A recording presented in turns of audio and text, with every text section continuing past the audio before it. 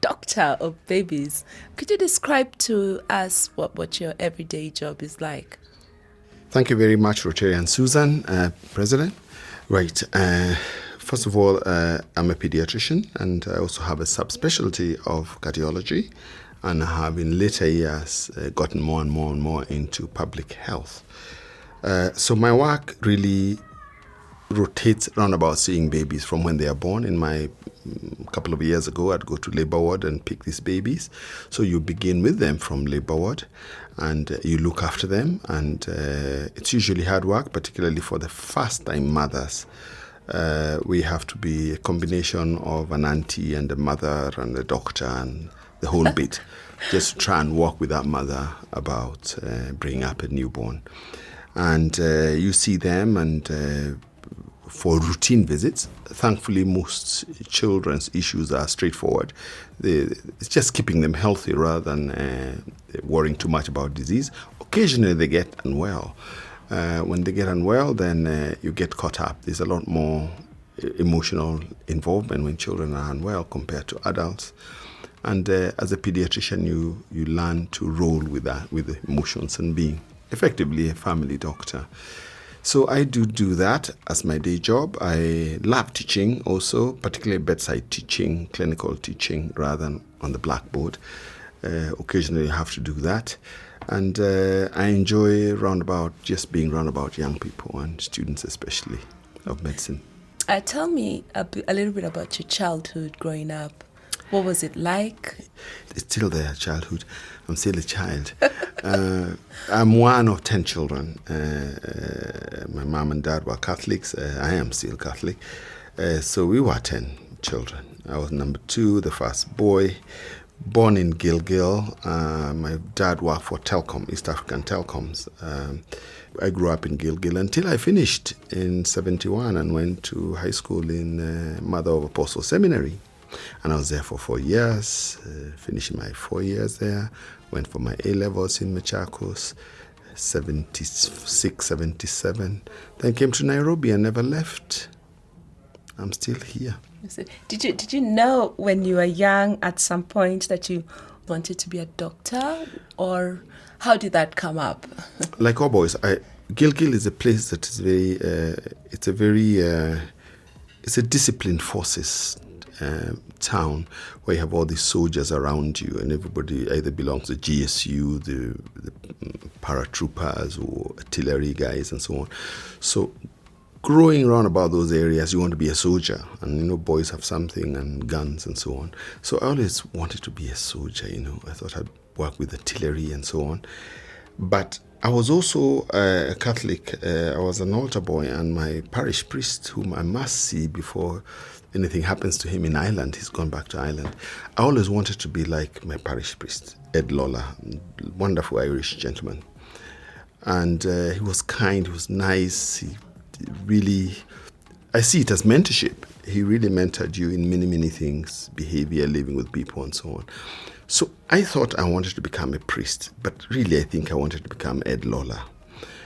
And so when I finished my primary school, I was called to a government school, but I was also given the opportunity of going to Mother of Apostle Seminary, and I obviously chose the seminary. I was there for 2 years, and in Form 2, I knew what priesthood was all about. Being a priest is not being Ed Lawler. There is a lot more to priesthood than being kind and whatever, and it's sacrament or giving sacrament. Yes, and putting your hands on people and saying the right things. It's a life that you have to choose. But I grew up in a large family, 22 hands, I like saying, when the meal is being served. So I knew that I'd always wanted families, and I wasn't going to become a Catholic priest and then quit, which was a possibility, and it's not something that I'd want to even think about. So from around about second year in high school, I knew that I wasn't going to be a priest. But luckily, Mother of Apostle Seminary had lots of these St. Patrick's priests and so on. They said it's not important to be a priest, it's important to be a good person.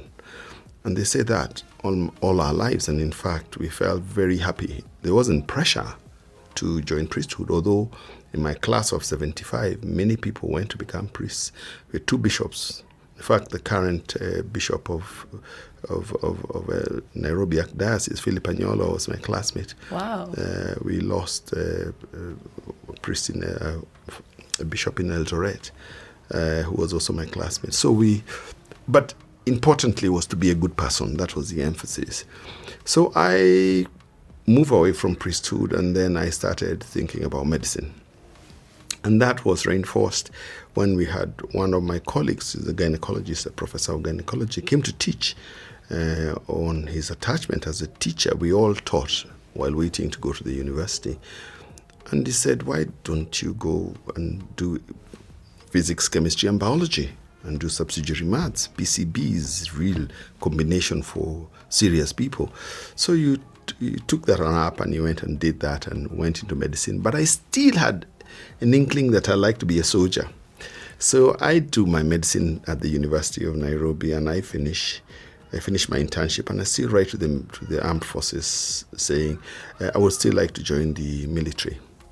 My teacher, Professor Koigi Kamau, said, you can still become a soldier, but finish your specialty first. And amongst the people I graduated with in 84, many of them joined the military. They joined the armed forces doctors. So by the time I finished my pediatrics, I knew I didn't want to become a soldier anymore. I kind of grew up and so other things came in, and Josephine's dad was our teacher, our current president, Professor Jambo Hillary. He was a cardiologist, a great cardiologist. And I worked with another cardiologist, David Silverstein, and I wanted to become like them, so that my interest in cardiology grew from there. And I'm still there. Wow. Yeah. Wow. That's such an interesting story. Yes. Thanks for sharing that. Yes. I met you through Rotary. Yes. And you're one of those Rotarians who stands out for me. If I'm feeling low, the baby's crying, just call David. If it's 2 a.m. Yeah, that's okay. And tell Jessica to understand we have to call. I'm sure you get those calls. My phone, if you look at my phone numbers, is Mama so-and-so, Mama so-and-so, Mama so-and-so. So there are not very many Baba so-and-so. So that is our space. And she doesn't worry at all. So tell me about your life in Rotary. How did you learn about it? Yeah, good. I come back from doing my cardiology in Glasgow in 93, having left in 91. And 2 of my classmates, a pediatrician and a surgeon, told me, there's an organization called Rotary, and you can join. It's very, very useful. Oh, Rotary, is that so? How do you join Rotary? Say, well, Yusuf Kodawala was a past district governor. Is your teacher, and he's a Rotarian. Talk to him. So I went and saw Yusuf. Yusuf was a wonderful surgeon, a great teacher. And he started bringing me up to the club. We used to meet at the Stanley, the new Stanley it used to be called. What year was that? 1994. 94. So we went there for about 6-8 meetings, and he'd buy us lunch. I joined with a colleague of mine called Fred Were. And we went there for a couple of meetings. And during the reign of past President Narun Divani, I was inducted. And I never visited any other club. I just went to the Rotary Club of Nairobi. My impression was a bit frightening because everyone was senior in every single way you could think about. There were diplomats, there were people in industry, there were professionals. We're just 2 little boys, and we brought down the average age of the club from about 69 to 67. That's why they made you join. They're looking for an average age. They were bringing it down, but just by a little point. It's just 67 from 69. And it's amazing when you think about it now. I'm one of the older ones. But those days, you are the younger one. But you quickly became comfortable in your skin, and you realize you're all the same. And you do your bit as you are meant to do. And we felt very comfortable. It was a very multiracial club. It was very serious. In fact, part of the seriousness was a project we did, the AIDS Orphans Project. One of the meetings we came, Eric Christop, the late Eric Christop, past president, was trying to propose a project to look after AIDS orphans. That's a time when there are a lot of orphans whose parents had died from HIV. And he gave the concept paper and actually started an immediate fundraiser. So people lift up their hand and said, okay, 50,000, 100,000. And I looked at my colleague, I said, are we in the right place here? It was very, very frightening that people are able to raise money just like that. And but how old were you then? Around how old? I must have been 33 or 34. Yes. And our salary was something like 3,900. So I'm going to be able to raise that kind of money. But quickly you learn to contribute at your level and not worry too much that somebody else is able to give a bit more. And you do your bit. And I've never looked back. I'd never joined another club for starters. I think I still love our club, despite being called the old man's club or the whatever. But it's a very, very wonderful group of people. Of course, in the initial period, we were an older club. We'd go to very many weeks, and very many remembrance teas for people you didn't meet. In Muthaiga, in some home, stories are read in 1 hour. We drink tea, maybe a glass of wine, and we remember them. There was a lot of that, partly because of the age of the club. But you never got to meet those people, but you could feel the warmth. And that still does happen. In the earlier days, we did a lot of home hospitality. Committee meetings were held in homes. So we got to know one another fairly closely as families and so on. It was really enjoyable. Of course, we had a wide spectrum of social economic status. So some could do a little bit better than others. Others had bigger houses than others. And so, but that didn't matter. The spirit of it all was what mattered. I remember one of our Rotarians went to her house. She made dinner. And her living room was this size. We were 15 of us. We sat on the floor, we ate and enjoyed. It was fantastic. And many of those, Mary Nelson, the late Mary Nelson, it's fun. It's fun. Yeah. I like that, the fun and fellowship that people do not normally think of when they think of Rotary. They think of, just money flying around when you're having meetings and everything, which is not the true true perception of what Rotary is all about. I know you're also involved with the district projects, and you're the district leader for polio. Yes, correct. Would you like to talk about polio and what that is for Rotary? Generally, what is Rotary and how does polio come in? Okay. First of all, polio is the most important single project for Rotary the world over. It's something that we, from 86, 87, Rotary said we must eradicate this disease. We've only eradicated one disease called smallpox. And polio is important because the moment you have polio in one area, you have it in another. So if you describe one case of polio in Africa, then we have not eradicated polio. So polio is key in terms of motivating Rotarians to contribute to it.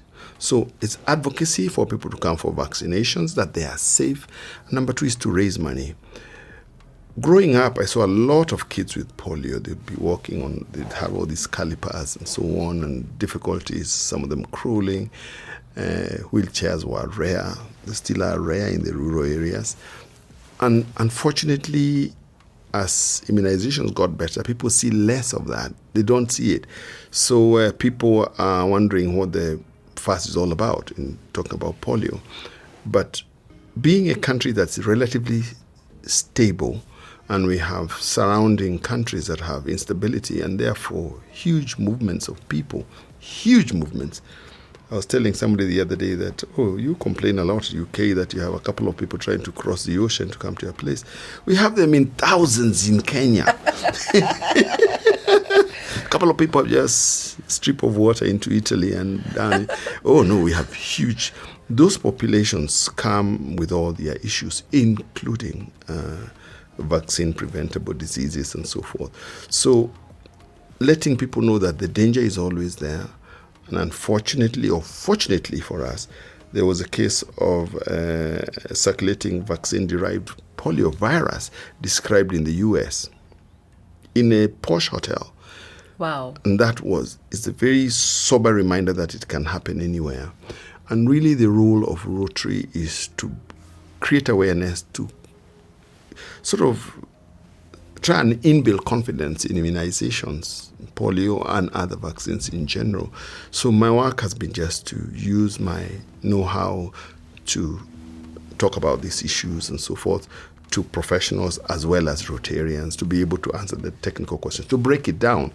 I have an interest also in talking simply, in communicating simply, because medicine by nature talks about people's heads, that's not very useful. Big, complicated words. Yes, my son was trying to give us the names of the bones, or what was it? Metatarsals. And just like, Dad, what is this somewhat called?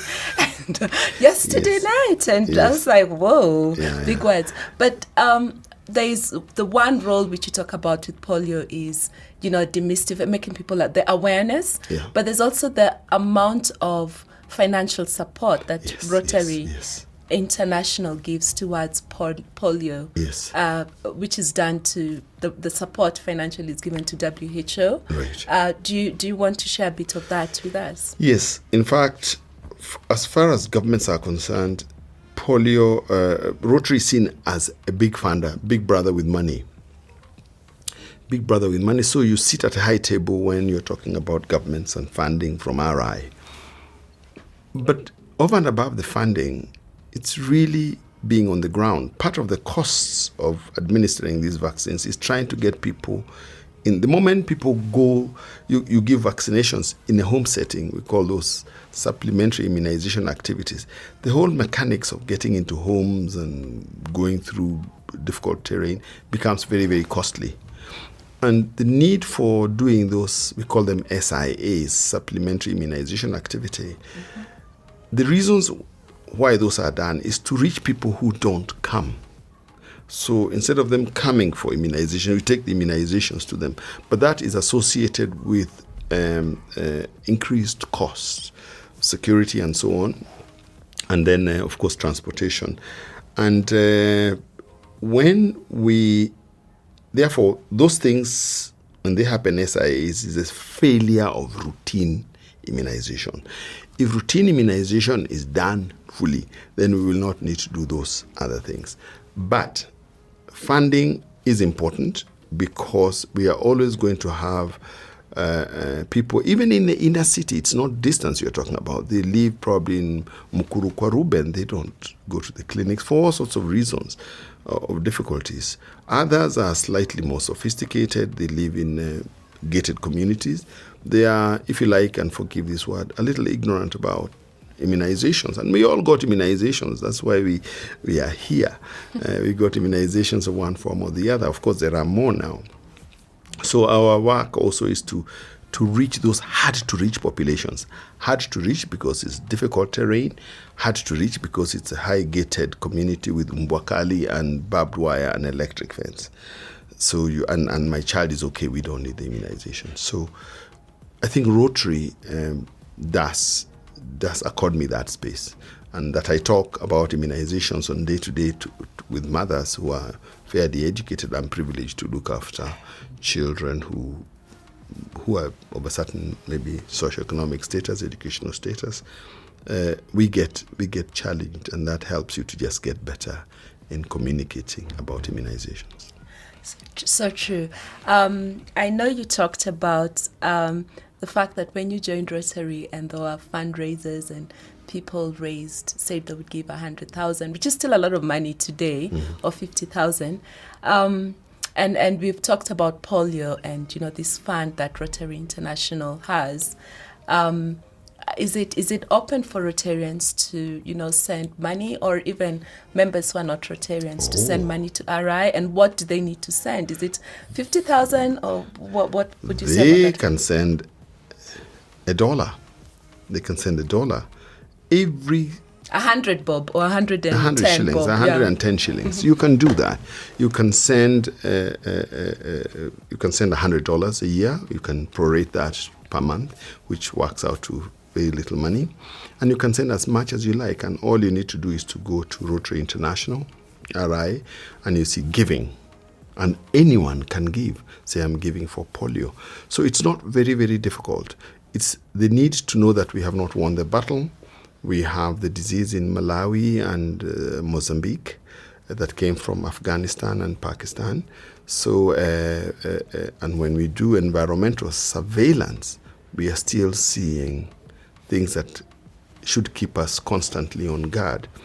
That 2 months ago, we had a case described in the depth of America, in the heart of America, that tells us that nobody is safe until everyone has been immunized and protected.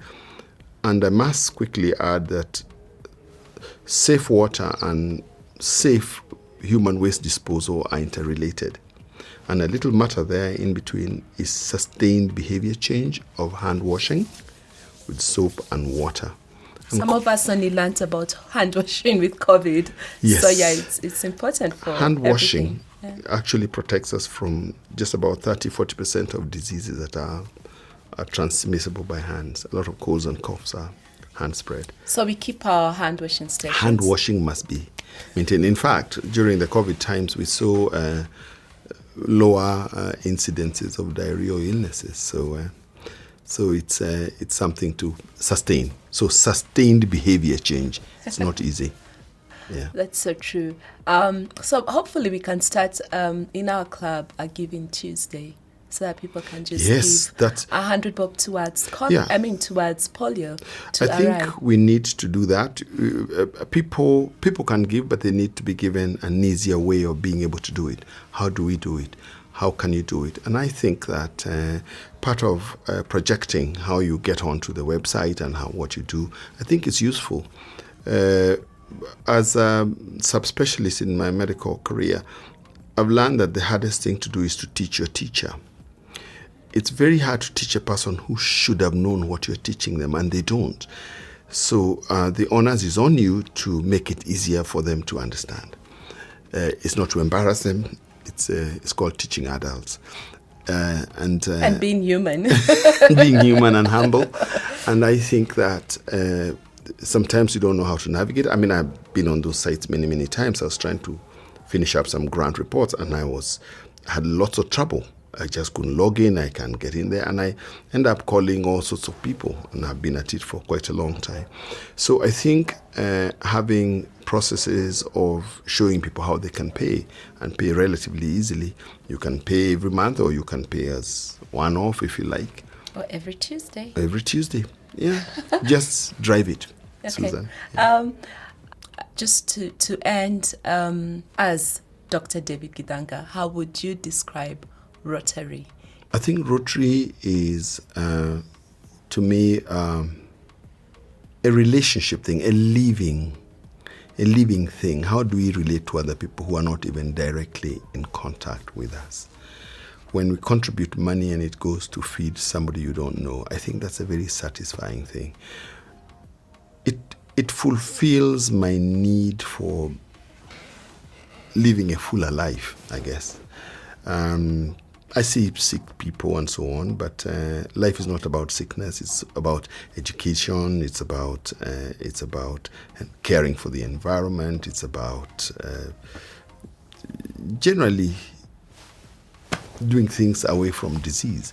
And when you're a doctor, remember you can be in very disease corner. And I think for me, Rotary gives you that opportunity. And every person has something they can do via Rotary. And Rotary enables you to join other people so that your little effort is magnified because of the multiplicity of other people who want to do something similar. Wow, thank you. Before we end, I have 2-3 questions for you. Fun. Okay. Best song? Favorite? One. The one when it plays, you just start dancing, because I know you like dancing. Favorite song? Oh my God, I got many.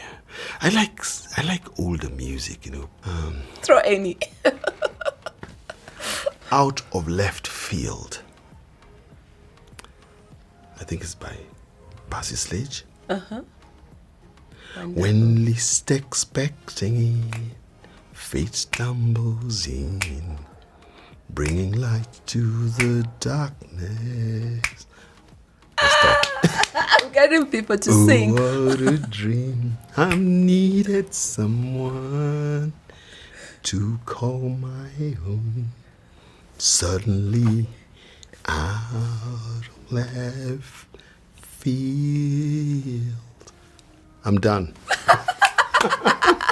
Thank you so much, Thank you. Dr. David Githanga, Thank you. Rotarian, past president, Thank you.